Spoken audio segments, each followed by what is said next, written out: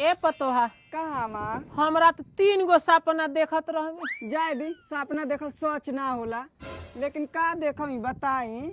हम देखत रहमी न हाँ कि तू हव मेटवा उठाऊ न होदे होदे। हाउ मेटवा में हाँ जैसे उठाऊ तैसे बाप रे इतना पैसा रहुए में, बाप रे बाप। बाक रउआ झूठ बोला तन का जने उठाए में ना मिली तब। कौन ठीक बा, ये खाली उठा के देख लो। रुके उठाओ तन का जने बाकी नहीं खे।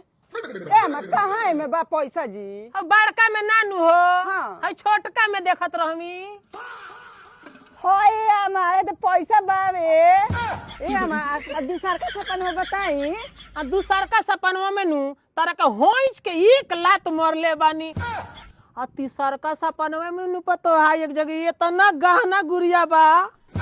ए अम्मा दूसर का छोड़ दी, तीसर का बताई धन दौलत वाला। ना ना ना ना ना ना ना ना ए पतो है का जने दूसर का ना पूरा होखे तो ओकरा चलते तीसर को पूरा ना होई तब हम झूठा भइनी की ना। तो ताकत का बनी मारी 1 लात होइच के हमरा के। ए अम्मा ताकत का बनी अब तीसर का बताई।